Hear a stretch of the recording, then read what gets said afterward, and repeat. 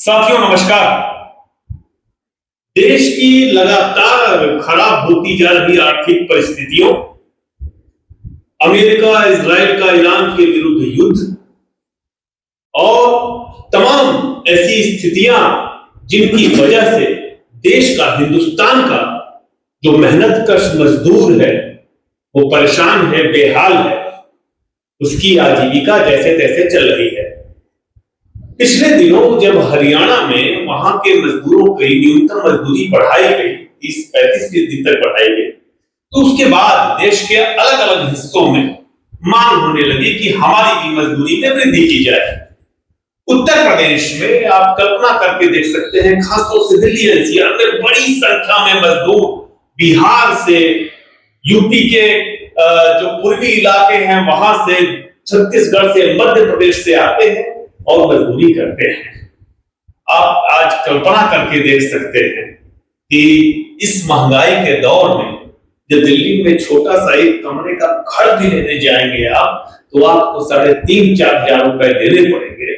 वैसे में 12 घंटे की हार तोड़ मेहनत के बाद अगर 11-12 हजार मजदूरी मिलेगी मजदूरों को, तो निश्चित तौर पर कहेंगे कि हमारी मजदूरी बढ़ाई जाए। ऐसा ही कुछ हुआ। अप्रैल माह में 40-50 हजार मजदूर सड़क पे उतर गए नोएडा में। उन मजदूरों के साथ कुछ एक्टिविस्ट, कुछ सुलझे हुए लोग, बुद्धिजीवी, पूरा देश खड़ा था, लेकिन कुछ लोगों ने उन मजदूरों की आवाज में आवाज मिलाया और कहा कि नहीं, इनको इनका वाजिब हक मिलना चाहिए। उनमें कुछ पत्रकार थे, कुछ युवा जर्नलिस्ट थे, कुछ छात्र थे, स्टूडेंट थे, कुछ तो गायक भी थे। लेकिन हुआ क्या? वह आंदोलन अचानक उग्र हो गया और उसके बाद जिन 2,500 लोगों की गिरफ्तारी की गई, आप आश्चर्य करेंगे, उनमें रंगकर्मी हैं, उनमें पत्रकार हैं जो कि लगातार सिर्फ जर्नलिज्म के अलावा कुछ नहीं करते। ऐसे लोग भी हैं जो लगातार शांति की अपील कर रहे थे। अब मामला अदालतों में पहुंचा है, तमाम खबरें आ रही हैं, दिल दुखाने वाली खबरें आ रही हैं। सीनियर जर्नलिस्ट 65 साल की उम्र है सत्यम वर्मा और उनके साथ एक दिल्ली विश्वविद्यालय की छात्रा है आकृति, उनके खिलाफ एनएसए लगा दिया गया है। और उधर आदित्य आनंद, रुपेश युवा हैं जिनके वीडियोस मौजूद हैं, जो हम आपको दिखाएंगे, इस इंटरव्यू के दौरान दिखाएंगे, जो लगातार शांति की अपील कर रहे थे, उनको पुलिस के टॉर्चर का शिकार होना पड़ा है। लेकिन मुझे खुशी है कि ऐसे वक्त में जब युवाओं पर संकट आया है, कुछ लोग हैं जो कंधे से कंधा मिला के लड़ रहे हैं। हमारे बीच में कबीर चौधरी जी भी मौजूद हैं और कबीर अली जिया चौधरी का नाम बड़ा है, वैसे ही बड़ी शख्सियत के हैं और इन युवाओं के साथ, इन पत्रकारों के साथ खड़े हैं और लगातार सुप्रीम कोर्ट में इनकी आवाज उठा रहे हैं। हमारे साथ आज जो लोग मौजूद हैं, उनमें कुछ एक्टिविस्ट हैं और कुछ वो लोग हैं जिनके परिवार के लोग इस वक्त जेल में कैद हैं। खुद इनको नहीं पता कि उनका जुर्म क्या है, उनकी गलती क्या है, उन्हें क्यों पुलिस के उत्पीड़न का शिकार होना पड़ रहा है। आप सभी का स्वागत है। पहली बात तो मैं आपसे ये जानना चाहूंगा चौधरी साहब कि अभी फिलहाल आदित्य आनंद और रुपेश, जिनके बारे में सुप्रीम कोर्ट ने कहा है कि इनको मंडे को प्रस्तुत किया जाए, मामला पुलिस टॉर्चर का था।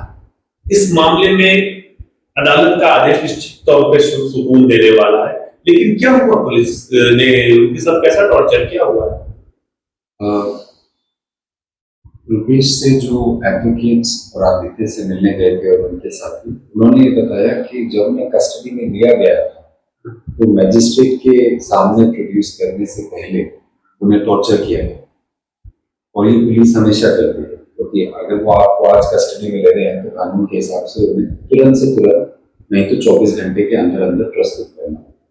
तो अक्सर पुलिस क्या करती है, वो पूरे 24 घंटे लगाती है और आपकी उन 24 घंटों में ही आपको टॉर्चर कर दिया जाए, ताकि जब मैजिस्ट्रेट के सामने इंट्रोड्यूस किया जाए तो वो ये कह सकें कि भाई हम तो अब कस्टडी में ले रहे हैं।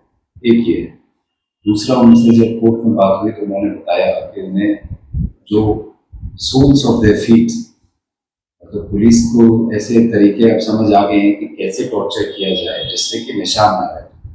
तो आपके पैरों के नीचे आपको घूम चोट देना, इस तरीके से टॉर्चर करना कि वो विजिबल ना हो।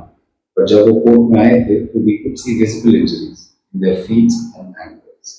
तो क्या वो चल नहीं पा रहे थे? वो चल पा रहे थे, लेकिन उन्होंने बताया कि पैर में चोट है। और ये हमने कोर्ट में भी बोला था मैजिस्ट्रेट साहब से कि इन्हें आप अलग से बुला के या फिर कोर्ट में सबके सामने इनकी इंजरीज को चेक किया जाए, इन्हें आगे बुला के इनसे बात करी जाए। But that unfortunately did not take place.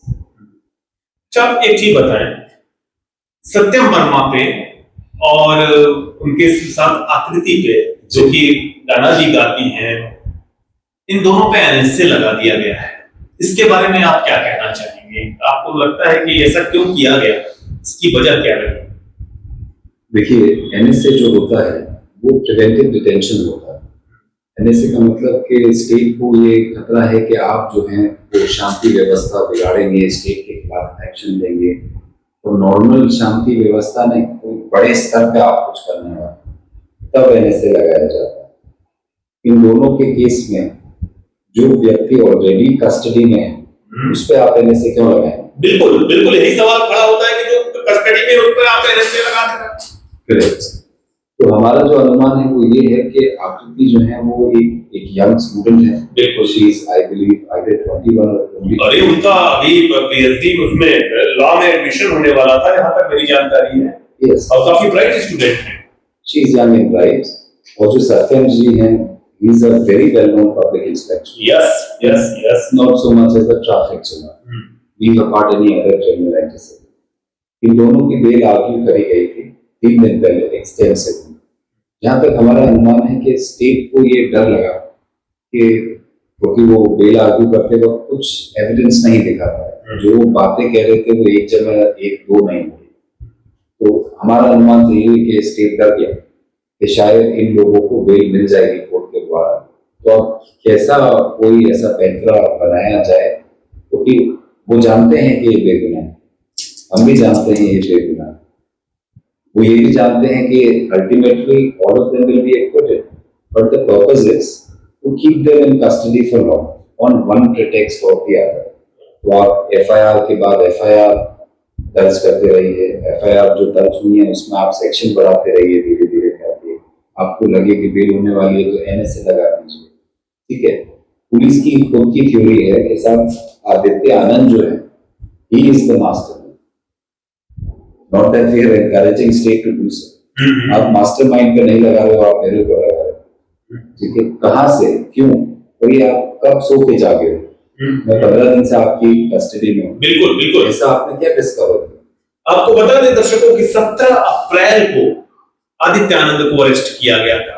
Kabir, आप ह्यूमन राइट एक्टिविस्ट भी हैं और आप इस पूरे मामले को देख भी रहे हैं नजदीक से। दरअसल पुलिस का ये अप्रोच है क्यों कर रही है ऐसे जैसी कार्रवाई, इतना लंबा बंदी, जबकि आपको बताएं 2,500 लोग करीब बंद किए गए थे, जिनमें से काफी को छोड़ दिया गया। इन लोगों के खिलाफ, जो पढ़े लिखे लोग हैं, उनके खिलाफ ऐसा क्यों कर रही उत्तर प्रदेश पुलिस? कहां से इसका जवाब देना शुरू करें? देखिए, शॉर्ट में संक्षिप्त में बता दूं। एक तो ये मुझे बताने की जरूरत नहीं कि पुलिस जो है किसी भी स्टेट की, Indian police particular, it works as goondas of state. It has no independence. It just listens to whatever is the political will. एक बात। दूसरी बात, इंडिया में इन जनरल और यूपी हरियाणा ये जो इंडस्ट्रियल बैंक है, इसमें इन पर्टिकुलर जो इन्वेस्टमेंट सरकार बुलाती है, तो सरकार क्या के इन्वेस्टमेंट बुला रही है, क्या what is India offering for the global investment? Only one thing, cheap labour, exploitation of labour, no labour rights. किसी ने सही बोला है ना कि India is innovating what in the world, not AI, not any engineering or technology. It's inventing 10 minutes delivery, which is based on exploitation and slavery of workers. Uttar Pradesh जो है वो इन्वेस्टमेंट अट्रैक्ट करना चाहते हैं, उनका कोई इन्वेस्टर समिट है सितंबर अक्टूबर नवंबर में। अब ये जो वर्कर प्रोटेस्ट हो गया, इससे इन्वेस्टर्स जो हैं वो थोड़े सोच में पड़ गए कि भाई आपके यहाँ तो प्रोटेस्ट भी होता है, स्ट्राइक भी होता है। तो उत्तर प्रदेश सरकार ये एग्जाम्पल सेट करना चाहती है कि भाई आज के बाद आइंदा कभी आप प्रोटेस्ट करें ही नहीं। That's their strategy. जबकि डेमोक्रेसी में तो अधिकार है। Of course it's a fundamental right, it's a constitutional right under article 9। दूसरा, ये कुछ सरकार की टूल किट भी है। सरकार, it's a very set pattern. आप देखेंगे बहुत सारे cases Bhima Koregaon, ATCA, Delhi riots, same strategy कि it's a legitimate protest which is going on. सरकार जो है वो एम्बैरेस्ड, स्टेट इज एम्बैरेस्ड। अब वो बजाय ये एक्नॉलेज करने के कि भाई हम गड़बड़ कर रहे हैं, वो सीधा ये एंटी नेशनल, पाकिस्तान, अर्बन नक्सल, देशद्रोही, these are the common words। तो अभी जो प्रोटेस्ट हो रही थी, ये सरकार मुंह दिखाने लायक नहीं होगी। आप कैसे ये बोलेंगे?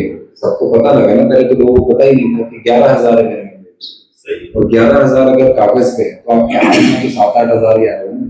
और वो भी ये आपको बता दें दर्शकों की, मैंने देखा है सिर्फ दिल्ली NCR में नहीं, पूरे देश का एक दुर्भाग्य है कि जो ये असंगठित क्षेत्र के मजदूर हैं, छोटी छोटी कंपनियों में काम करते हैं, इन्हें कोई 8 घंटे नहीं 12, 14 घंटे काम करना पड़ता है। अगर आपको मेरी बात का यकीन ना हो तो आपके जो सोसाइटी में सिक्योरिटी गार्ड हो उससे पूछिए कि वो कितने घंटे काम करता है। हमारे बगल में आदित्य के भाई साहब हैं, आप अपना परिचय दीजिए, अपना नाम भी जानना चाहूंगा। और मेरा पहला सवाल, आपकी मां को नींद आ रही है कि नहीं आ रही है? मेरा नाम केशव आनंद है और भगत सिंह की भी मां थी जब भगत सिंह को फांसी हुई, और ऐसे कई माएं हैं जिनके बच्चे, जिन्होंने अपने अधिकारों के लिए लड़ा। जब मेरी माँ को फोन आया पुलिस का पहली बार, तो पुलिस ने ये बोला कि आपका बेटा अरेस्ट हो गया है। मेरी माँ ने उनसे पूछा किस चीज के लिए अरेस्ट हुआ है, उन्होंने बोला कि ये धरना प्रदर्शन कर रहा था। तो मेरी माँ ने इसका जवाब दिया कि धरना प्रदर्शन तो इतने सारे लोग करते हैं, आपने मेरे बेटे को ही क्यों अरेस्ट किया? तो ये था मेरी माँ का जवाब। बिल्कुल एक माँ होने के नाते उनको फिक्र है, उनको परेशानी है, और हम सबको है, लेकिन उनको ये पता है कि उनके बेटे ने जो किया वो सही किया, और अगर वो जेल से बाहर आएगा, जो कि वो जरूर आएगा, और आएगा तो फिर से अगर ऐसा कोई वर्कर्स का प्रोटेस्ट होता है तो वहां जाकर उनसे ही अपील करेगा कि आप पीसफुल तरीके से अपने प्रोटेस्ट को चलाइए, जैसे उसने नोएडा में किया। उसने मजदूरों को के साथ शपथ ली और उसकी वीडियो मौजूद है पब्लिक डोमेन में। वो पता नहीं क्यों पुलिस के अभी तक एविडेंस के रिकॉर्ड में। हम दर्शकों आपको ये वीडियो दिखाते हैं, आप इसका थोड़ा सा शॉर्ट देखिए। हाँ बोलिए। तो इस वीडियो में आदित्य ने क्लियरली ये बोला कि हम अपनी ये हड़ताल बिल्कुल ही शांतिपूर्ण तरीके से चलाएंगे, हम किसी भी तरीके का हिंसा नहीं करेंगे। और ये बोलना कि अगर क्या गैर संवैधानिक है, क्या ये बोलना, क्या कोई ये टेररिस्ट बोलेगा ये? और ये बात तो परसों सुप्रीम कोर्ट ने बोली है। सुप्रीम कोर्ट ने बोला ये स्टूडेंट्स है, ये इंजीनियर्स है, ये टेररिस्ट थोड़ी है। आप लोगों ने नोएडा पुलिस से कांटेक्ट करने की कोशिश की? बिल्कुल, हमने एविडेंस बकायदा कमिश्नर को, जो अभी DIG जिनके स्पेशल एग्जीक्यूटिव मजिस्ट्रेट जो अजय कुमार है, जिनके अंदर ये कमेटी बनी है कि जनता को हम अपील करते हैं कि वो नोएडा प्रोटेस्ट से रिलेटेड सारे एविडेंस हमें दे। हम जब देने गए तो उन्होंने लेने से इनकार कर दिया, बोला कि भाई हम ये एविडेंस नहीं ले सकते, ये एक्यूज का एविडेंस है। उनको क्या एविडेंस चाहिए? उनको एविडेंस चाहिए जो दिल्ली पुलिस के फेवर में, जो यूपी पुलिस के फेवर में जो चीज हो वो एविडेंस हो। यूपी पुलिस के खिलाफ एक भी एविडेंस हम देने जा रहे हैं, उन्होंने लेने से इनकार कर दिया। फिर भी हमने उनको मेल किया, हमने कमिश्नर को मेल किया, हमने इसको रिकॉर्ड पे हम लेके आए, और साथ में ये तो ऑलरेडी पब्लिक डोमेन में मौजूद है इतने दिनों से। क्यों नहीं ये मीडिया ये चला रही है अब तक? क्यों नहीं ये पुलिस के और प्रोसिक्यूशन के एविडेंस में आ रहा है? बिल्कुल सही, मीडिया क्यों नहीं चला रही है? आप क्या कहेंगे? It's an obvious answer. Media of the country is very pro-government. There is no media independence. Press freedom index नाम की एक चीज होती है, उसमें हम पहले ही बहुत कम थे, अब हम बहुत ही पीछे आ गए, और हमारे आसपास के लोग हैं, Somalia, Pakistan, so it's all clear। और कुछ मीडिया चैनल्स ने तो कवर भी किया इस पूरी चीज को, जनसत्ता, इंडियन एक्सप्रेस ने, उन तक पे FIR कर दी गई, यहाँ तक कि एक फेसबुक पेज जो जो वर्कर्स और एक्टिविस्ट को रिलीज कराने के लिए कैंपेन चला रहे थे, उस फेसबुक पेज तक को इंडिया में बैन कर दिया गया। तो हम देख सकते हैं किस हद तक ये लोग डर चुके हैं। एक चीज बताएं, आप आपका अपना नाम जानना चाहेंगे, पहले नाम बताइए अपना।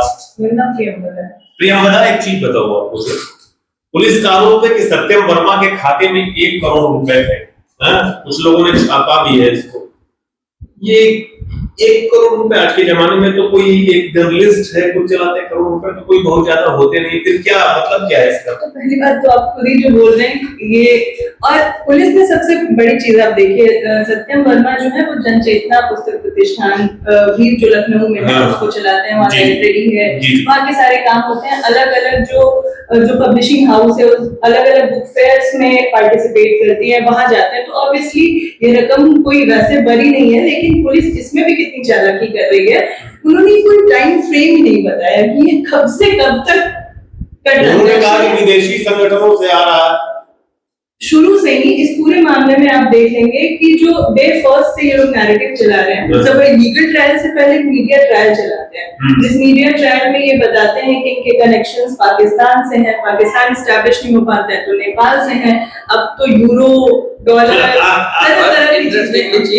एक भी चीज पुलिस ने ऑन रिकॉर्ड मजिस्ट्रेट के सामने नहीं बोली है। पाकिस्तान का लिंक कहीं पूरे ट्रायल में मैं था, तो पूरे ट्रायल में मैं मजिस्ट्रेट के सामने मैं पूरी हेयरिंग में सुन रहा था, एक भी जगह पुलिस ने पाकिस्तान का जिक्र नहीं किया है, एक भी जगह ये फंडिंग का जिक्र नहीं किया है।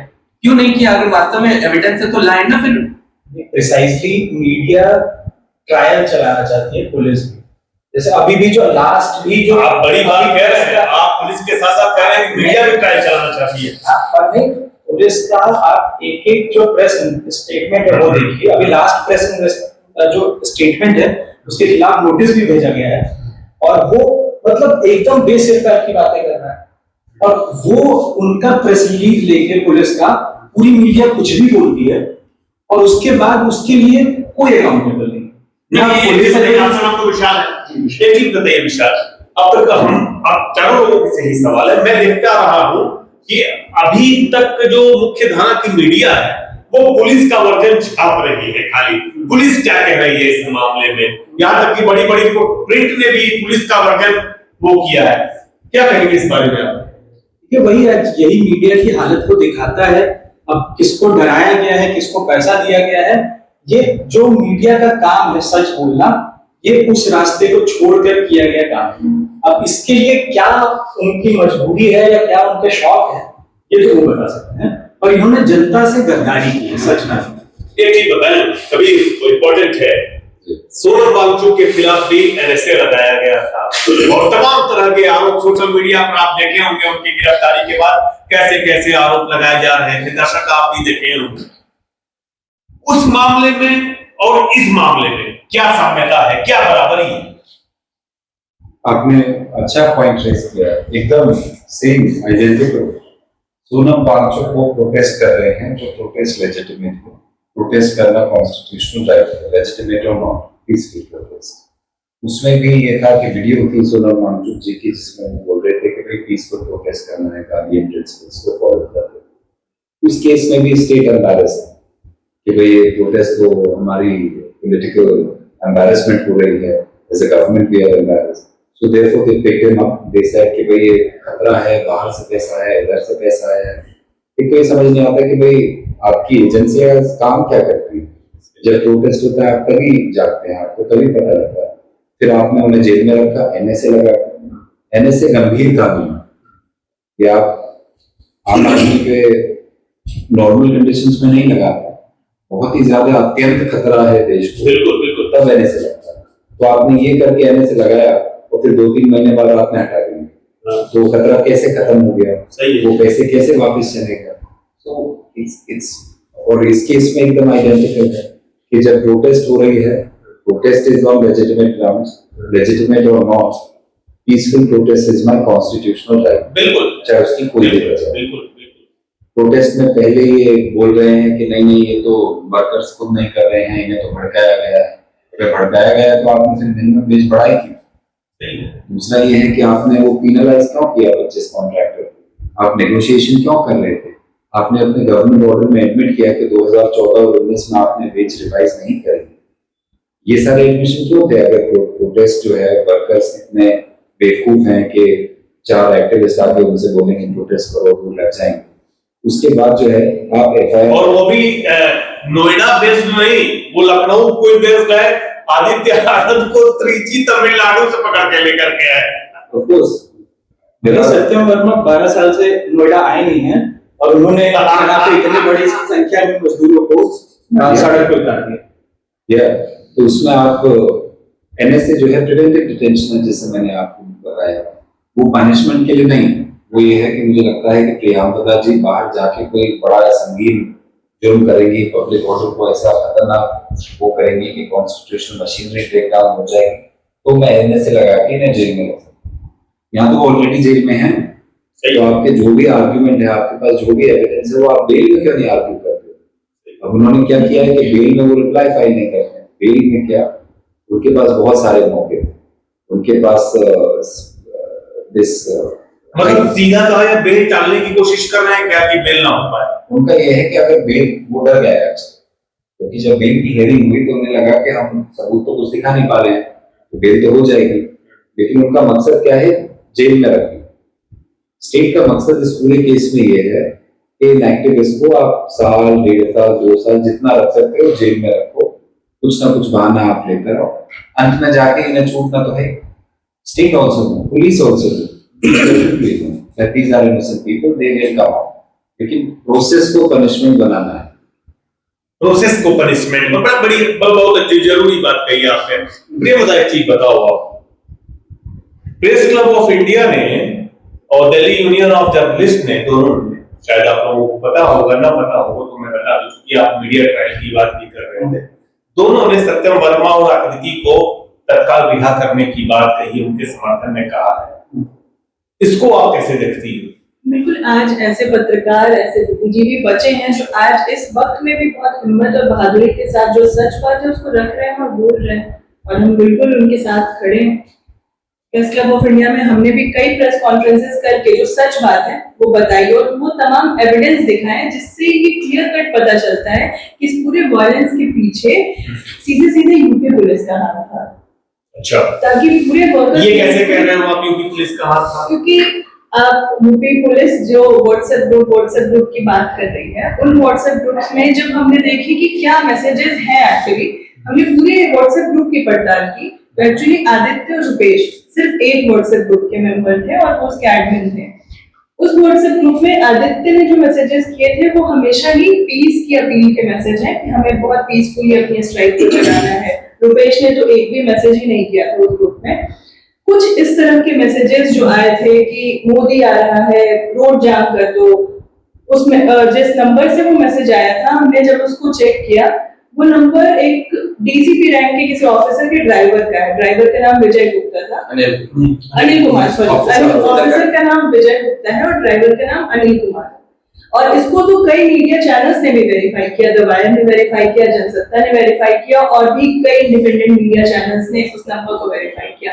और आप जानते हैं इस तरह के स्टेटमेंट के लिए ही CNRC के जो प्रोटेस्टर्स थे, जो एक्टिविस्ट थे, वो अब तक जेलों में बंद है, वो UAPA झेल रहे हैं इस तरह के स्टेटमेंट के लिए। दूसरा नंबर जिससे स्क्रीनशॉट शेयर किए गए थे कि गाड़ियां जल रही हैं और इस तरह के मैसेज थे, उसको जब हमने वेरीफाई किया तो वर्कर्स के ग्रुप में सब इंस्पेक्टर मौजूद थी, नोएडा सेक्टर 142 पुलिस स्टेशन की सब इंस्पेक्टर बीना, और वो इस तरह के स्क्रीनशॉट मैसेज शेयर कर रही थी। तो ये सारी चीज जब लोगों के सामने आई तो ये सच तो पता है, जो लोग आज सही में मतलब आज स्टेट के इस पूरे रवैये को देख रहे हैं, उनको पता है सच क्या है। एक ही बताइए विशाल, आप लोग मिलने जा रहे होंगे जो भी प्रोटेस्टर अरेस्ट हैं, मिलना उनसे आसान है कि मुश्किल कर दिया है पुलिस ने? बहुत ईमानदार जवाब चाहते हैं। केशव, मिल क्या है? मिलने में क्या होता है मैं आपको बताता हूँ। रेगुलरली कोई अगर जाता है एक जनरल उसमें, तो आप जाते हैं वहाँ पे पर्ची कटाते हैं और आपको मिलने की समय जो भी आपका आता है तो मिलते हैं। हम मिलने जाते हैं तो हमें सबसे आखिर में मिलवाया जाता है, और हम जब मिलने जाते हैं या फिर कोई लॉयर पे मिलने जाते हैं तो हमारे पीछे LIU के 5-6 लोग खड़े रहते हैं, उनके पीछे 5-6 लोग खड़े रहते हैं। इतने डिस्कम्फर्ट में हमें मिलाया जाता है। और गलती से हमने अपनी जो हमारी लोकल भाषा है उसमें अगर हमने बातचीत करने की कोशिश की तो तुरंत हमें डराया जाता है कि अपनी भाषा में बात मत करो, हिंदी में बात करो। ये किया जाता है मिलने वाले लोगों के साथ। इतना ही नहीं, मिलने वाले लोगों के आधार कार्ड, उनका नाम, address, phone number, bank account detail सब लिए जा रहे हैं। आपको धमकी आई, जमीन की दी आई, बहुत ईमानदार जवाब चाहते हैं, छुपाइएगा मत। आपने ये केस लिया, इन लड़कों का केस लिया, आपको अब तक एक बार भी किसी ने कोई धमकी दी या कुछ कहा, ऐसा हुआ क्या? No, I will be honest, अभी तक तो ऐसा कुछ नहीं हुआ मेरे साथ। लेकिन मैं ये बताना चाहूंगा कि जब ये पहली बार हमें प्रोड्यूस किया जा रहा था कोर्ट में, तो हमारे कुछ जवान साथी एडवोकेट्स वहां गए थे। पुलिस ने उन्हें कोर्ट में दाखिल होने से रोका, उन्हें उठा के अपनी जीप में रखा और 3-4 घंटे तक वो उन्हें घुमाते रहे, उसके बाद उन्होंने छोड़ा। So that has happened with young lawyers, but thankfully not with me. जब ऐसा हुआ तो उन लॉयर्स ने क्यों नहीं जाकर के उसको मीडिया में उसको किया या एफआईआर कराई उसको लेकर के? They did speak about it, the lawyers did speak about it, लेकिन पुलिस ने उसमें ये बहाना बनाया और देने की कोशिश करी कि साहब वहाँ पे प्रोटेस्ट हो रहा था, ये हो रहा था, हम आपकी सुरक्षा के लिए आपको बचा रहे थे। और हमारी सुरक्षा के लिए मैं भी था वहाँ पे, जब लॉर्ड को हमारे साथ अटेंड किया गया था, तो हमें ये गालियां इस्तेमाल किया, एब्डक्ट किया गया था। किसको एब्डक्ट किया? और क्या इस्तेमाल करना चाहिए जब पुलिस बिना किसी नोटिस के हमें गले से पकड़ के गाड़ी में बिठाती है, थप्पड़ मारती है। आपको भी बिठाया गया? बिल्कुल, मुझे भी बिठाया गया था। थप्पड़ मारती है और गालियां देती है, माँ और बहन की गालियां देती है, मुझे भी, लॉयर्स को भी। हमारे फीमेल साथी को मेल पुलिस वाले से पकड़ के अंदर बिठाते हैं, उसको हम क्या कहेंगे? उसको अरेस्ट तो नहीं बोला जा सकता है, क्योंकि अरेस्ट के तो बहुत लीगल प्रोसीजर फॉलो करने पड़ते हैं। और वो हमें घुमा कर किसी अनडिस्क्लोज जगह पर लेके जाती है, हमारे फोन हमसे ले लेती है, हमें किसी से बात करने नहीं देती है और हमसे जबरन हमारा सारा डिटेल्स, हमारा नाम, address, Aadhaar card, PAN card, account number सब पूछती है हमसे। किस आधार पर? क्या कोई उनके पास कोई हमें दिखाने के लिए डॉक्यूमेंट नहीं दी, किस आधार पर हमसे पूछताछ कर रही है? ये किया जाएगा तो इसको क्या अब्डक्शन नहीं बोलेंगे? और लॉयर्स को किस बेसिस पे उठाया उन्होंने? लॉयर्स को किस बेसिस पे मारा, किस बेसिस पे उनको गालियां दी? ये कौन सा कानून है और ये कौन सा लॉ एंड ऑर्डर मेंटेन कर रही है यूपी पुलिस?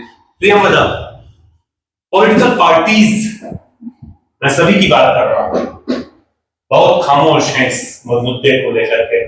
मुख्य धारा की जो भी राजनीतिक दल है, इनसे उम्मीद की जाती है कि बोलेंगे। पत्रकारों की, युवाओं की इस तरह की गिरफ्तारी पर खामोश है, इस पर क्या कहना चाहेंगे आप? देखिए, आज जो हमारे साथ हो रहा है, स्टूडेंट्स, एक्टिविस्ट के साथ हो रहा है, कल को वो बाकियों के साथ भी होगा। तो अगर आज लोग एक साथ नहीं आते हैं तो कल को कोई बचेगा नहीं जो बोल भी सके। तो इसलिए जरूरी है कि आज तमाम लोग जो चुप बैठे हैं या डर के बैठे हैं या इंतजार कर रहे हैं कि सही वक्त आएगा तो बोलेंगे, उनसे हम ये अपील करना चाहेंगे, पॉलिटिकल पार्टी से कैमरे के सामने अपील यही करेंगे। वो सही वक्त है जब हम सभी को साथ आके इस पूरे मसले पे बोलने की जरूरत है। इस पूरे एनएसए जैसे जो गैर कानूनी काम हुआ है, जो लगातार सोशल एक्टिविस्ट से लेकर स्टूडेंट्स को, जर्नलिस्ट को, आर्टिस्ट को फंसाया जा रहा है, इसके खिलाफ बोलना आज सबसे पहला काम बनता है। आपकी कोई आदित्य से मुलाकात हुई? जी। क्या कहा आदित्य ने आपसे? आदित्य ने बोला कि वो अंदर ठीक है और मतलब उन चिंता करने की जरूरत नहीं है, वो लोग अंदर जब हैं। 10 मई को अभी 1857 का की याद में उन लोगों ने वहाँ मजदूरों के बीच में एक स्टडी सर्कल चलाया, वहाँ पे गीत गाए। और उससे पहले भी 1 मई को मजदूर दिवस के अवसर पर वहाँ पे मजदूरों की पाठशाला चले, वहाँ पे जेल में गीत गाए। तो गीत गाए। ये लोग बिल्कुल इनके हौसले बुलंद हैं और मतलब राज्य सत्ता इतिहास रहा है कि ये जो फांसीवादी निजाम है, ये दुनिया में कहीं पर भी अंततः इनको जनता की ताकत ने इनको धूल चटाई है। ये कितना भी जुल्म कर ले, कितना भी दमन कर ले, इनके जुल्म और दमन से कोई एक्टिविस्ट, कोई भी एक एक्टिविस्ट छोड़िए, एक जेन्युइन, एक इंसाफ पसंद व्यक्ति नहीं रह सकता है। तो इनको क्या लगता है कि ये हमें सलाखों के पीछे धकेल के, ये हमें पीट के, ये हमें टॉर्चर करके, ये हमें गालियां देके, ये हमें चुप करा देंगे। तो ये अभी भी मुखालते में है। ऐसा ना तो अंदर के लोगों का हौसला टूटा है जो आज हम लोग यहाँ बैठे हैं, या लगातार उनकी रिहाई के लिए। वो तो आप लोगों की बात किससे लग रहा है कि आप लोगों के हौसले बुलंद हैं। विशाल, आदित्य के लाइब्रेरी का क्या हाल है? आपको पता है बच्चों के लिए लाइब्रेरी चलाती थी आदित्य। हाँ, क्या आदित्य की लाइब्रेरी जो थी वहाँ पुलिस गई थी और रुपेश का घर भी है पुलिस, और उसी का एक हिस्सा है जिसमें लाइब्रेरी चलाते थे उस पूरे इलाके के बच्चों के लिए, शहीद भगत सिंह पुस्तकालय। उस जगह पे पुलिस जाती है उनको लेकर और सामान इधर से उधर उठाती है। उनको हर जगह से कुछ सामान नहीं मिला है, सारी जगहों पे कुछ भी उठा के सीज किया है उन्होंने, इसीलिए कोर्ट में अभी तक एक भी एविडेंस उनमें से कुछ पेश नहीं किया है। और उसके बाद इवन पड़ोसियों ने ये तक बताया कि कुछ कैमरे थे आसपास, वो तोड़ दिए जाते हैं। तो क्या दिक्कत थी उसमें? और लाइब्रेरी की किताबें उठा के ले गए, और लाइब्रेरी की किताबें उठा के ले गए। तो आज यूपी पुलिस और यूपी सरकार के वजह से वो लाइब्रेरी फंक्शनिंग नहीं है। वो इंतजार कर रही है कि रुपेश और आदित्य वापस से आए, उनके और साथी आए और उसको शुरू करें। अभी ये जो केस चल रहा है इससे फ्री होके एक वॉलंटियर वहां जाके शुरू भी करेंगे लाइब्रेरी बंद नहीं पड़ेगी। नहीं, बिल्कुल कुछ दिन का ये जो सेटबैक लगा है, ये जो उन्होंने सोचा है कि हमें धक्का दे के गिरा देंगे, ऐसा होता नहीं। वो एग्जांपल सेट करना चाह रहे हैं तो लोग भी बिल्कुल एग्जांपल सेट। मुझे जहां तक याद आ रहा है कि आकृति के पास से कोई वामपंथी किताब मिली, उसके आधार पर केस बना दिया कि कोई लेफ्ट की बुक है। बहुत फेमस बुक है अब इंसाफ में, कलेक्शन है कहानियों का, और रोमिला थापर की किताब उसके आधार पर बना दिया। हम कह रहे हैं कि एमए और आकृति की हिस्ट्री से उसने एमए किया है, ऑब्वियसली वो हिस्टोरियंस को तो पढ़ेगी।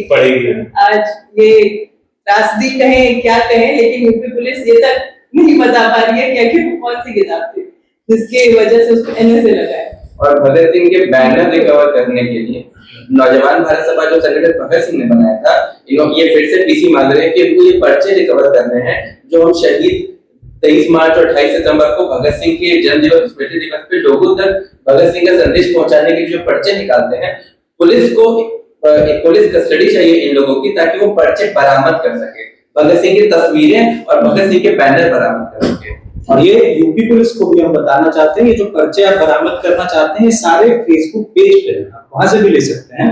और असल में देखिए मसला क्या है, इन जगहों पे, इवन ऐसी जगहों पे केशव रुके हुए थे रोहिणी में अपने एक जगह पे रूम पे एक दोस्त के साथ, वहां पुलिस आती है और इलीगली उठा के ले जाती है, कोई नोटिस सर्व नहीं करती है, कोई डिटेंशन का ग्राउंड नहीं बताती है, वहां से बिना सीजर मेमो सबके डिवाइस लेके चले जाती है। मतलब कुछ भी चल रहा है, कोई प्रोसेस फॉलो नहीं किया जा रहा है।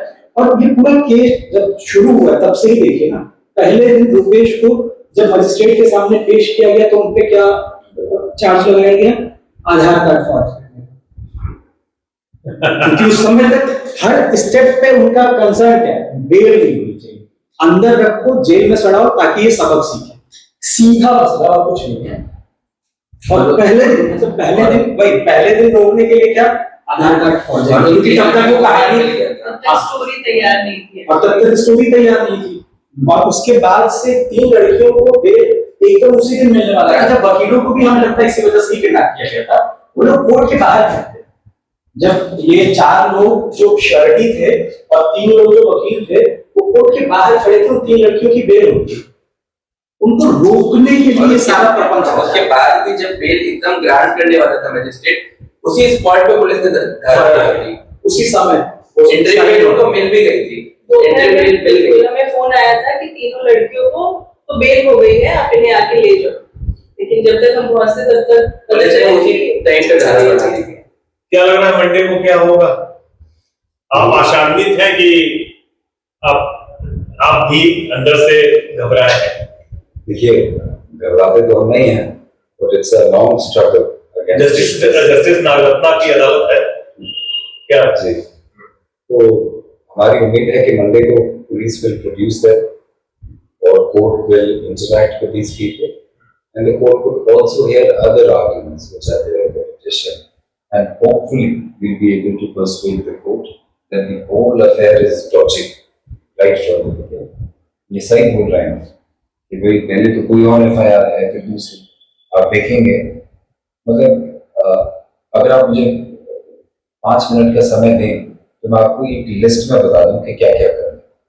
देखिए, बताइए। सबसे पहला ये है कि प्रोटेस्ट लेजिटिमेट है, कि जिस चीज को लेके वो प्रोटेस्ट कर रहे हैं वो सरकार खुद एक्नॉलेज कर रही है कि हाँ भाई हमने 2014 और 19 में आपकी वेज रिवाइज नहीं करी, सरकार पिनलाइज कर रही है, फाइन लगा रही है 20-25 कॉन्ट्रैक्टर्स पे, सरकार ने 11 से 13 हजार रुपए मिनिमम वेज बढ़ाया, सरकार खुद कर रही है। दूसरा, प्रोटेस्ट लेजिटिमेट हो या ना हो, जब तक प्रोटेस्ट पीसफुल है वो मेरा फंडामेंटल राइट है under article 19 of the constitution. Police का काम ये नहीं है कि मुझे प्रोटेस्ट करने से रोके, पुलिस का काम ये है कि वो प्रोटेस्ट को रेगुलेट करे कि protest non violent.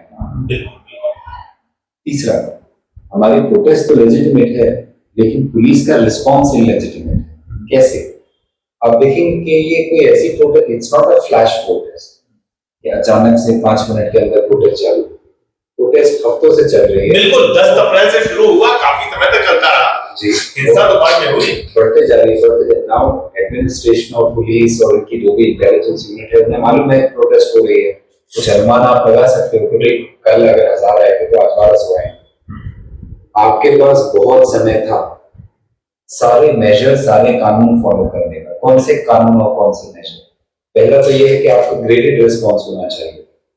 Graded response का मतलब पहले आप बातचीत करेंगे, फिर आप बैरिकेडिंग करेंगे, फिर आप वाटर कैनन्स यूज करेंगे, फिर आप टीयर गैस यूज करेंगे, उसके बाद आप लाठीचार्ज यूज करेंगे। इसमें from the get go lathicharge है एक। उस गेट गो लाठीचार्ज के बावजूद भी आपके 10 से 15 व्हीकल को आग लगा देती है मॉब, और आपसे वो बचाए नहीं जा रहे। आप हजारों की तादाद में सिक्योरिटी पर्सनल है, फिर भी वो 10-15 गाड़ियां जल गई और आप कुछ नहीं कर पाए।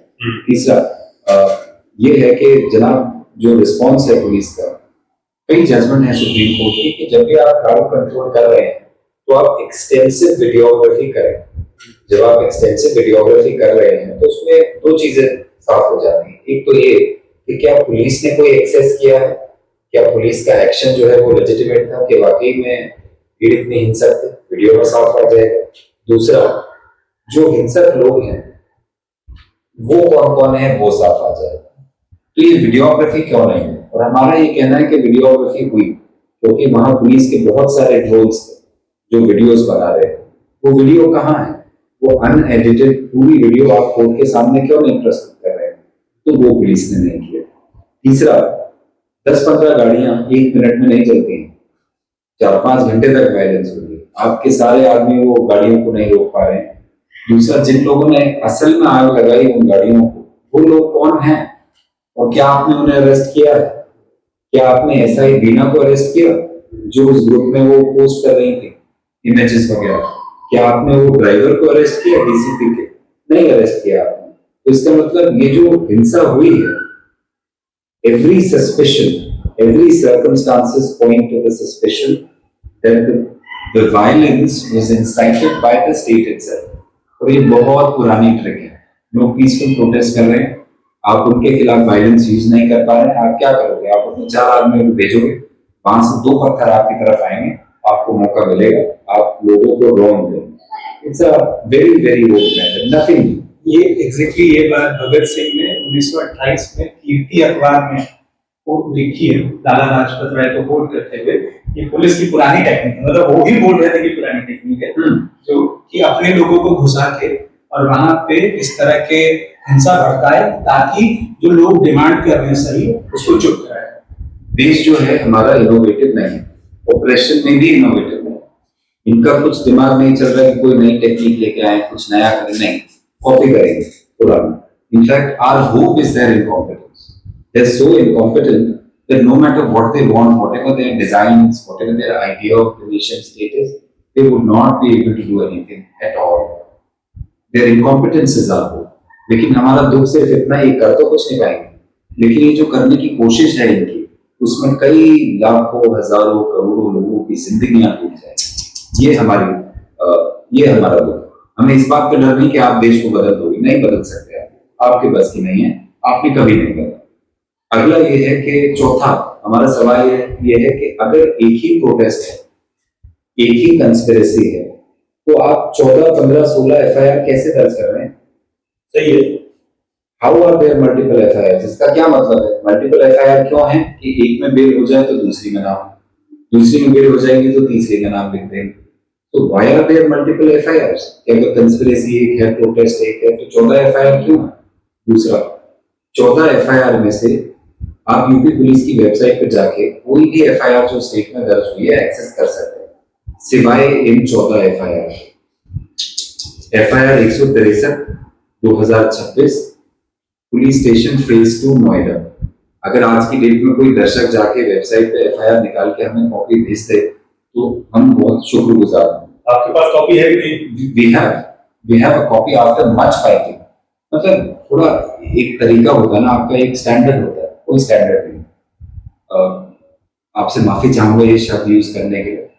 5-6 लोग एफआईआर की कॉपी कर रहे हैं तो फोन से फोटो खींच के उसकी एफआईआर की कॉपी दे दी है जिसमें 2 लाइन थोड़ी मीटिंग हुई है, just to make life difficult for अस।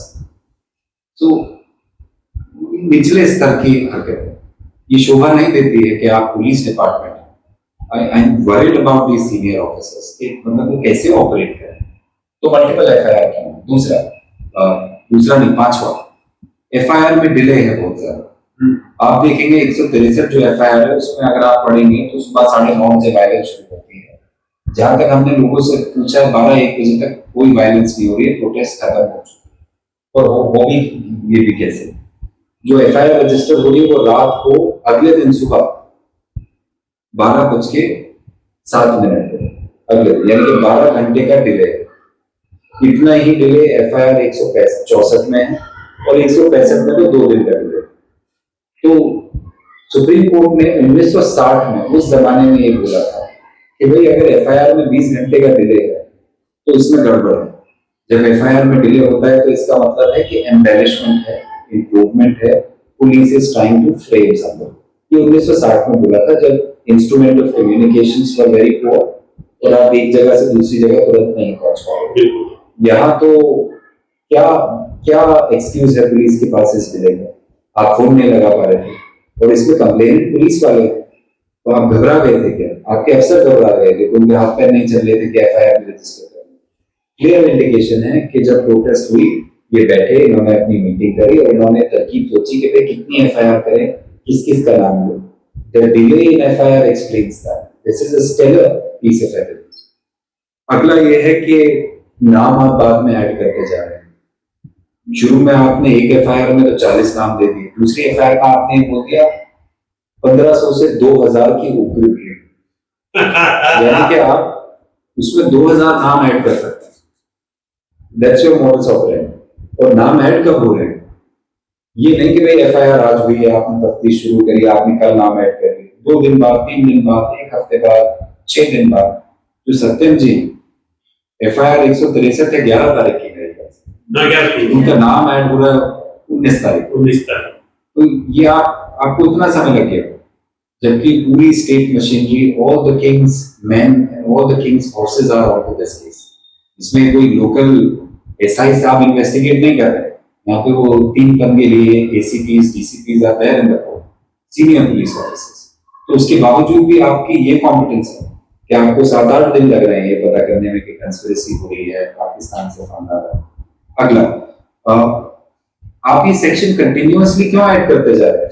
हर दिन आप आते हैं कोई नया सेक्शन लगाते हैं, आपको एक बार पता नहीं लगता क्या कि भाई क्या क्या जुर्म किया है इस आदमी ने? फैक्ट तो सेम है, तो हर 2 दिन में आप आते हैं कि अब ये सेक्शन ऐड कर दो, अब ये सेक्शन ऐड कर दो।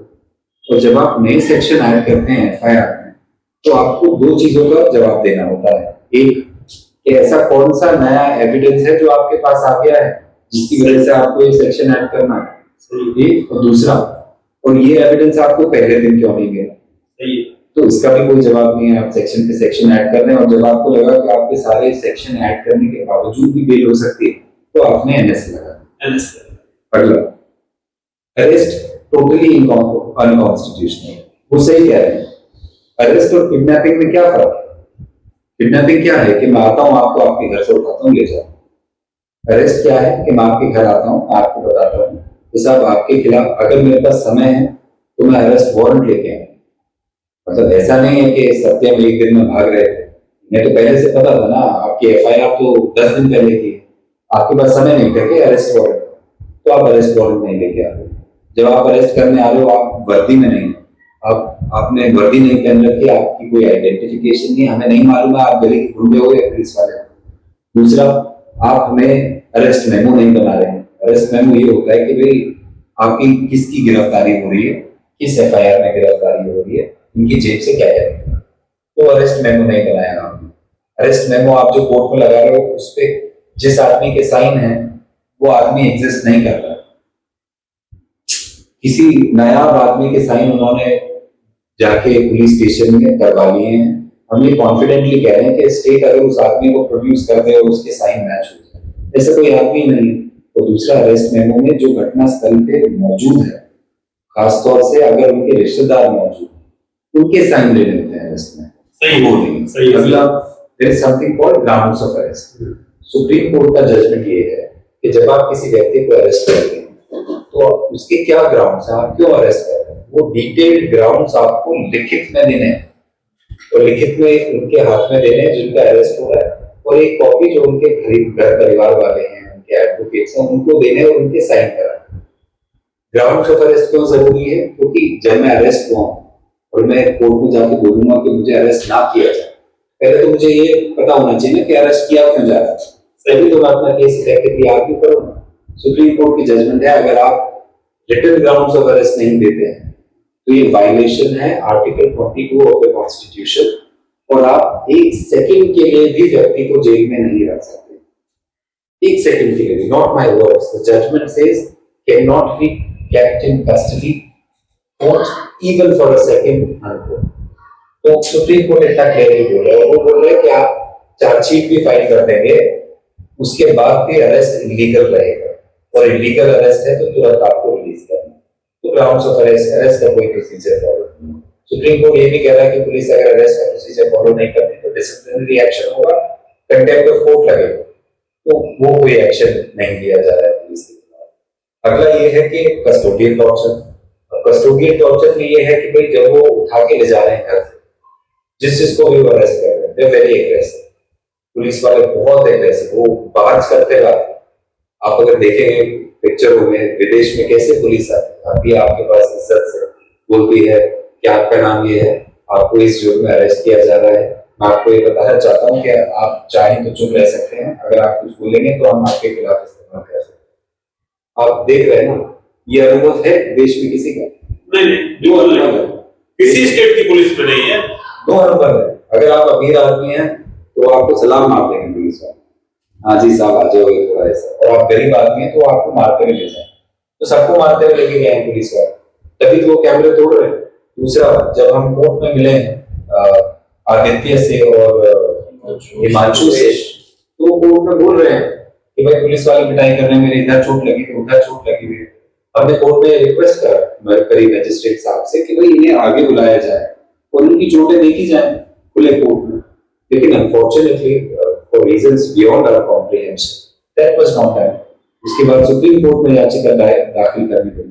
सुप्रीम कोर्ट में एक दिन में 70 केस लगे होते हैं, तो अगर सुप्रीम कोर्ट किसी केस में नोटिस इश्यू कर रहा है तो कुछ तो लगा होगा सुप्रीम कोर्ट में क्या आप गड़बड़ कर। दूसरा, जब 70 केस एक दिन में लगे हुए हैं तो हर एक केस में सुप्रीम कोर्ट ये नहीं बोलेगा कि भाई इन्हें कोर्ट के आगे प्रोड्यूस करो, पूरा दिन तो इसी में निकल जाएगा।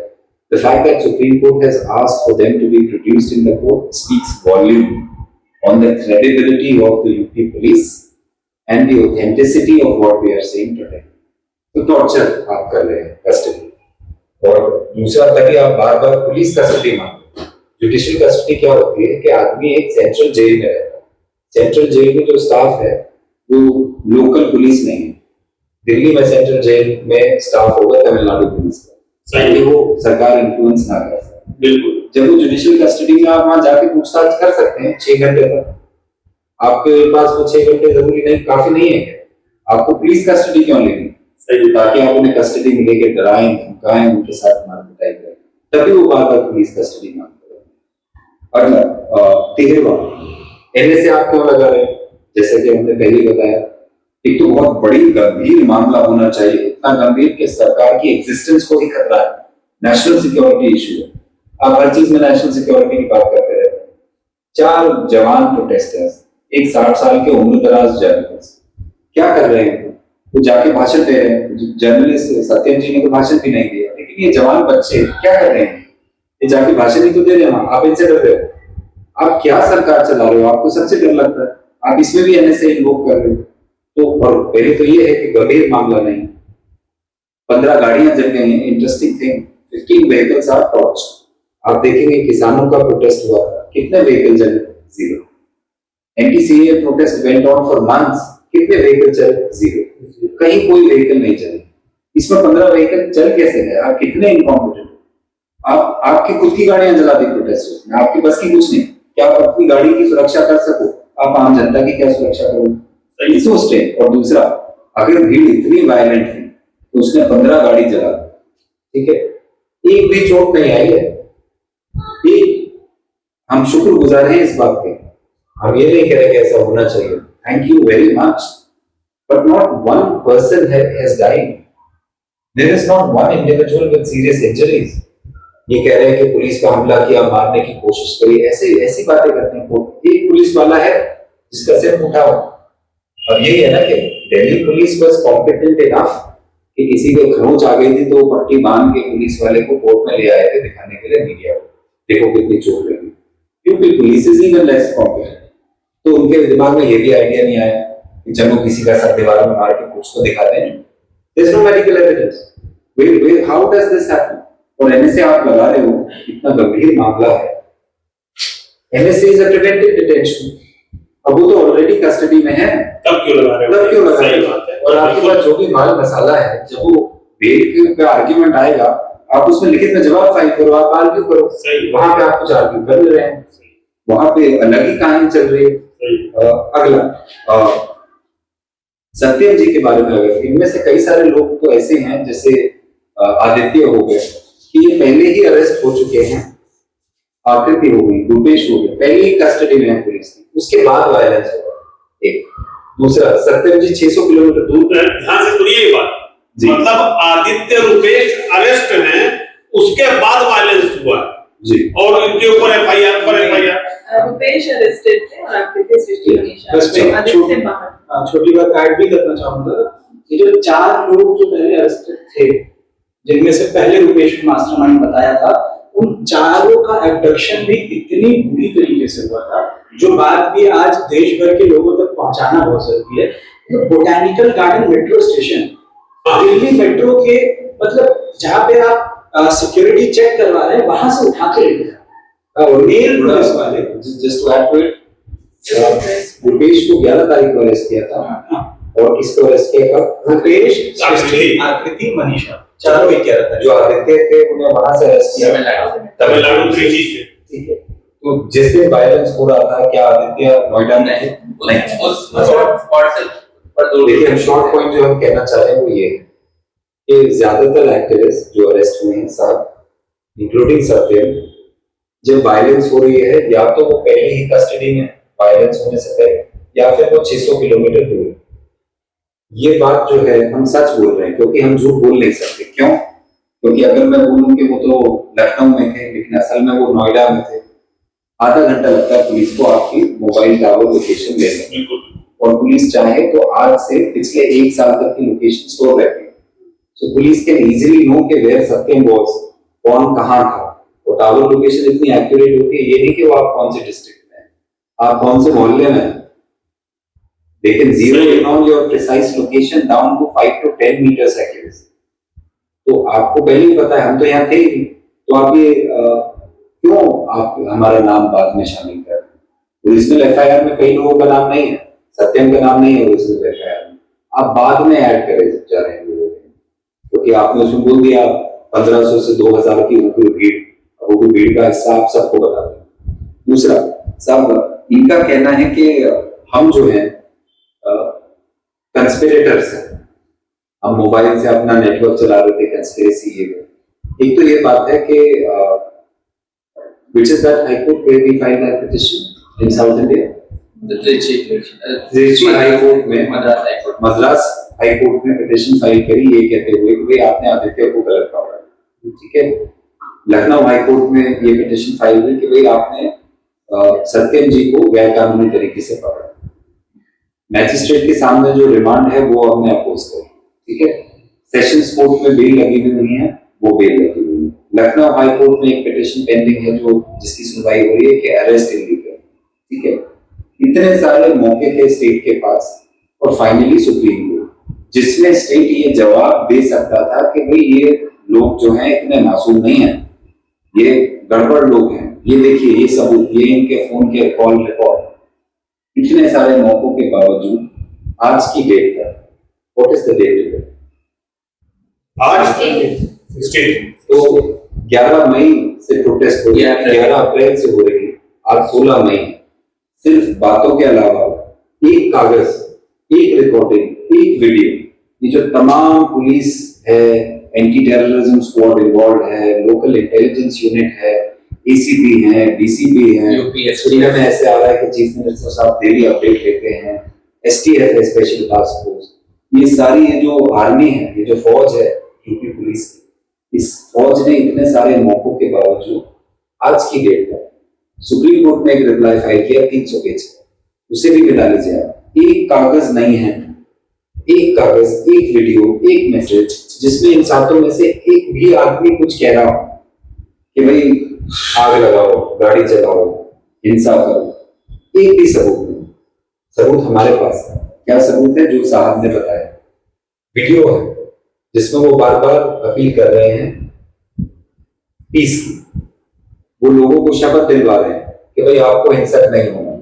वो कह रहे हैं क्योंकि इनके पैतरे तो बहुत 100-150 साल पुराने हैं ना, इनोवेशन तो है ही, ऑपरेशन में भी नहीं। तो आदित्य पहले ही कह रहे हैं कि साहब कोई भी हमें उकसाए, कोई भी हमें भड़काए, कुछ भी हो जाए, हमें कानून अपने हाथ में नहीं लेना है, हमें हिंसा नहीं करनी। He is adhering to Gandhian principle. We have evidence. You have no evidence. We have evidence. हम दे रहे हैं आपको एविडेंस, हमने वो एविडेंस दिया है पुलिस को। हमने ये एविडेंस दिया है कि भाई इस नंबर से जिसपे ये फोटो पेस्ट हुई थी ग्रुप में जिसमें गाड़ी चल रही है, वो नंबर एसआई का है, सब इंस्पेक्टर ऑफ पुलिस बीना। हमने वो एविडेंस दिया है, हमने वो कॉल रिकॉर्डिंग दी है, हमने वो स्क्रीनशॉट्स, हमने ये भी कॉल रिकॉर्डिंग दी है कि वो दूसरा व्यक्ति जो बोल रहा था कि रास्ता जाम करो, मोदी जी आ रहे हैं, ठीक है, वो डीसीपी का ड्राइवर है। तो अब सवाल ये उठता है कि ये पुलिस के नुमाइंदे, और इन दोनों के बारे में तो हम जानते हैं, हम पुलिस वाले नहीं हैं। हमारी जो शिक्षा है वो ये नहीं है कि हम इन्वेस्टिगेशन कैसे करना। इन्वेस्टिगेशन करना ना तो हमारी शिक्षा है ना हमारा काम है, ये तो पुलिस का काम है। ये जो 2-3-4 सबूत दिख रहे हैं तो एकदम सामने सामने से दिख रहे हैं। तो अगर कोई ठीक से इसकी तफ्तीश करे, कोई independent organisation, special investigation team, we are ready to bet our lives on it. ये सारे डीसीपी, एसीपी सब अपने आप को जेल में पाएंगे। तो ये पुलिस वाले ग्रुप का हिस्सा कैसे है? क्योंकि आपने इन्हें शामिल करवाया है, आपने इनसे बोला कि शामिल हो, उसमें हिंसा भड़काओ ताकि हमें बहाना मिले। अगला मैं आपसे ये कहना चाह रहा हूँ कि एक ये बात घुमाई जा रही है कि भाई व्हाट्सएप ग्रुप थे, व्हाट्सएप ग्रुप का आप लोग हिस्सा थे। पहले तो ये है कि ये जो सातों एक्टिविस्ट हैं इसमें से आदित्य एक व्हाट्सएप ग्रुप का हिस्सा थे। उस व्हाट्सएप ग्रुप में उनकी तरफ से कोई हिंसक मैसेज नहीं आया। उन्होंने प्राइवेटली किसी व्यक्ति को मैसेज नहीं भेजा कि व्हाट्सएप ग्रुप में वो पीस की बातें कर रहे हैं और प्राइवेटली वो बोल रहे हैं ऐसा कर दो वैसा कर दो, ठीक है, ऐसा कोई मैसेज नहीं। पुलिस भी जानती है कि व्हाट्सएप और डिवाइसेस से कुछ नहीं निकलेगा। क्यों? क्योंकि जब ये डिवाइस सीज कर रहे हैं, कानूनी प्रक्रिया ये है कि जब मैं आपका मोबाइल फोन जब्त कर रहा हूं तो मैं उसकी क्लोनिंग कर रहा हूं और मैं उसकी हैश वैल्यू जनरेट कर रहा हूं। जो एक टेक्निकल प्रोसेस है वो टाइम स्टैम्प क्रिएट कर देगा आपके मोबाइल फोन पे, जिससे ये पता रहेगा कि इस डेट के बाद जब आपका मोबाइल फोन कब्जे में लिया गया उसके बाद कोई टेम्परिंग नहीं हुई है मोबाइल। पुलिस ने किसी भी डिवाइस के साथ ऐसा नहीं करा, ठीक है। अब उसमें हमें ये आर्गुमेंट होगा कि कभी भी वो डिवाइस अगर प्रोड्यूस करेंगे एज एन एविडेंस, से इसकी कोई मान्यता ही नहीं, क्योंकि आपने टाइम स्टैम्प दिया। लेकिन आप सोचिए कि पुलिस को इसकी फिक्र क्यों नहीं, क्योंकि पुलिस को मालूम है कि सबूत तो वैसे नहीं कुछ, तो उन्हें मालूम है ये सारी चीजें कि इन्होंने कोई मैसेज नहीं भेजा। सत्यम वर्मा जी वो एक पत्रकार है, वरिष्ठ पत्रकार, वो सिर्फ एक व्हाट्सएप ग्रुप का हिस्सा थे जो उनका ऑफिस का व्हाट्सएप ग्रुप। आप अगर किसी संस्था के साथ काम करते हैं, वायर, क्विन, एम्प्लॉइज का इंटरनल ग्रुप होता है, तो एम्प्लॉइज आपस में कोऑर्डिनेट कैसे करेंगे? तो he was part of that WhatsApp group. दर्शकों को बता दें कि जब चेतना से जुड़े हुए थे सत्यम वर्मा, और उसके अलावा मजदूर बिगुल के लिए भी एक अखबार है, अखबार है मजदूर बिगुल, और कई सालों से मैं पढ़ रहा हूँ। 1996 में संभवतः शुरू हुआ, तो देश में बड़े पाठक थे उसके जी। सिर्फ एक सत्यम जी, बाकी लोग जो एक व्हाट्सएप ग्रुप का हिस्सा हैं जिसमें आम जनता भी, प्रोटेस्ट के लोग शामिल हैं, उस व्हाट्सएप ग्रुप में हमने कभी एक मैसेज नहीं डाला है कि आप हिंसा करें। इनफैक्ट हमने मैसेज और वीडियो डाले हैं कि हिंसा मत करें। पुलिस के पास सबूत नहीं है, हमारे पास है। सत्यम जी की बात करें तो वो तो उस व्हाट्सएप ग्रुप का भी हिस्सा नहीं है, वो सिर्फ एक व्हाट्सएप ग्रुप के मेंबर हैं जो उनके ऑफिस का व्हाट्सएप ग्रुप, वायर का व्हाट्सएप ग्रुप होगा, टाइम्स ऑफ इंडिया का व्हाट्सएप ग्रुप होगा, एनडीटीवी का व्हाट्सएप ग्रुप होगा, मैं जिस लॉ फर्म के साथ काम करता हूं उसका व्हाट्सएप ग्रुप। तो एम्प्लॉइज आपस में कोऑर्डिनेट कैसे करेंगे? दूसरा इनका बहाना ये है कि भाई इन्होंने कोई एक्स करके ग्रुप बनाया, बाकी साथी सत्यम जी ने नहीं, जिसमें ये बोल रहे थे कि भाई इसे आप पेस्ट करिए, इसे पोस्ट करिए एक्स पे, ट्विटर पे, फेसबुक पे। ये मजदूरों का मीडिया चैनल है। मीडिया चैनल का काम क्या होता है? जो मैं वीडियो पोस्ट कर रहा हूँ, दूसरा मैं कोई भी वीडियो कभी भी पोस्ट कर सकता हूँ। आप मुझे केवल तब मना कर सकते हैं अगर वो वीडियो डॉक्टर्ड है, अगर वो वीडियो झूठ है। क्या कोई भी वीडियो झूठ है जो हमने पोस्ट करने के लिए बोला? तो आप मेरी फ्रीडम ऑफ एक्सप्रेशन पे कैसे कोई, मतलब आपकी सरकार निकम्मी है, इनकॉम्पिटेंट है, आपकी पुलिस मारपीट करती है और हम जनता को ना बताएं, हम वीडियो पोस्ट ना करें। क्या वीडियो झूठी है? सच्ची है वीडियो जो हम पोस्ट कर रहे हैं। वर्कर्स प्रोटेस्ट कर रहे हैं तो क्यों नहीं पोस्ट करेंगे?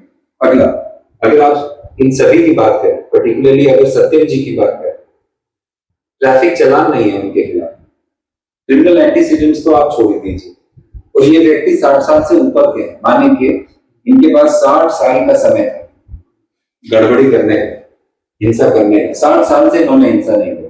65 साल उम्र हो गई है सत्यम की।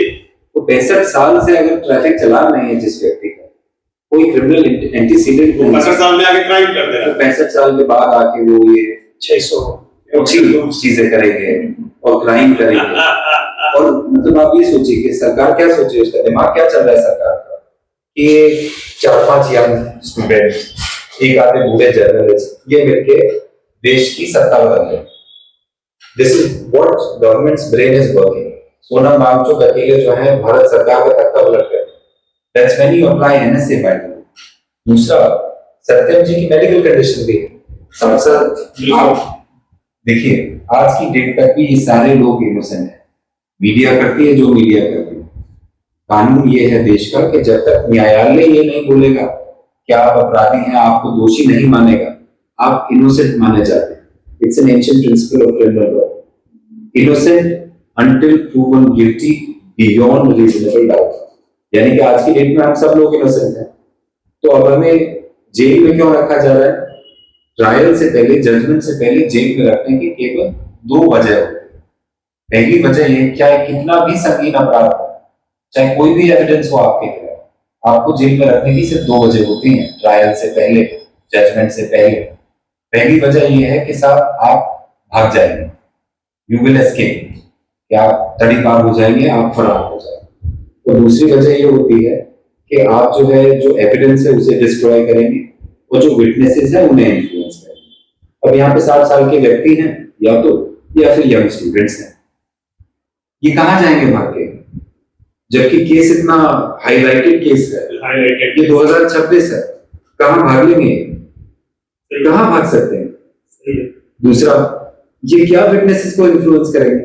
आदित्य क्या कर लेंगे? रुपेश, आकृति 23 साल की है मेरे ख्याल से, वो 23 साल की बच्ची किसको धमका लेगी? वो 60 साल के वरिष्ठ जर्नलिस्ट किसको धमका लेंगे? और जबकि ये कोई पड़ोसियों की लड़ाई नहीं है, इसमें स्टेट इन्वॉल्व है, लोकल इंटेलिजेंस यूनिट है, यूपी पुलिस है, एंटी टेररिज्म स्क्वाड है, स्पेशल टास्क फोर्स है, chief minister himself apparently is involved, rumours that we hear. तो इसमें वो कैसे, मतलब किसको इन्फ्लुएंस कर देंगे आपकी इतनी फौज के बावजूद?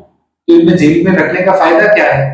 आप जितनी मर्जी आप कंडीशंस हम पे लगा दीजिए, आप हमसे बोलिए, हम आपके साथ 8 घंटे रोजाना बैठेंगे पुलिस स्टेशन। आप करो जितनी बातें आपको करनी है, आप एक सवाल को 1000 बार घुमा के कर लो, मेरे 2 हाथ हैं, 3 नहीं हो जाएंगे अगर आप मेरे से 40 मरतबा पूछेंगे। So what is the need to keep them in jail? There is only one need. The need is to set an example. लोगों में भय, लोगों में चिंता करना। और आखिरी चीज मैं कहना चाह रहा हूँ, मैंने बहुत समय ले लिया आपका। एक तो जेल में इसलिए रखना क्योंकि एग्जाम्पल सेट करना, सबको पता है, सरकार को भी पता है, 1, 1.5, 2 साल बाद ये बाहर जाएंगे, उनका ये बस जेल में कितना रखें। They will receive a hero's welcome. We are absolutely confident they are innocent. We are absolutely sure they will come out. We are not in doubt at all. We are not worried at all. What we are worried about is that how will the state, the law, the justice system answer to these people? That why were you in jail for 2 years?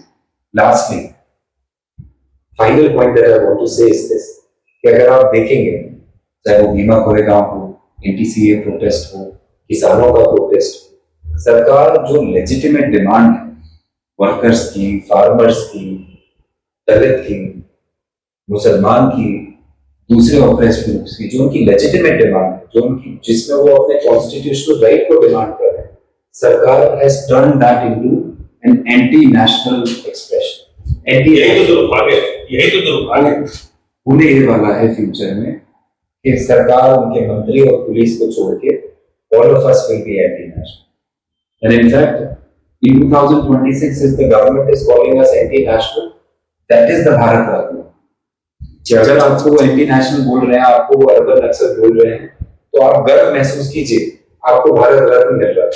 ये ऐसे है ना कि अंग्रेजों की सरकार में अगर आपको कोई देशद्रोही बता रहा है, तो इसका मतलब क्या है? आप किसके द्रोही हैं? अंग्रेजों।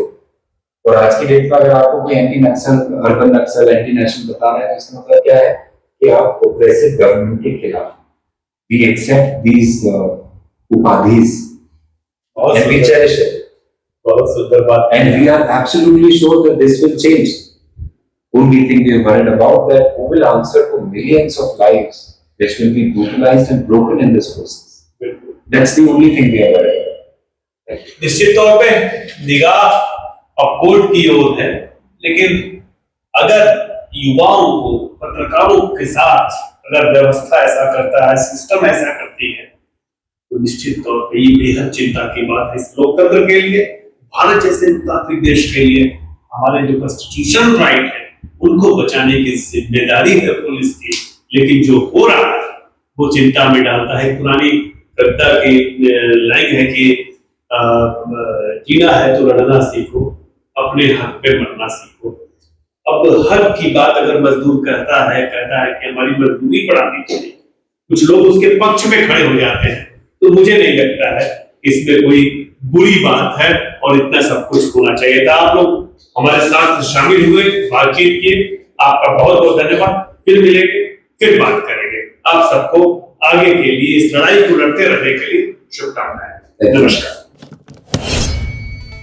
देश दुनिया की रखी खबर हर रोज हर शाम कानो कान सुनते रहें द लेंस पॉडकास्ट। रही अपडेट लेंस के साथ।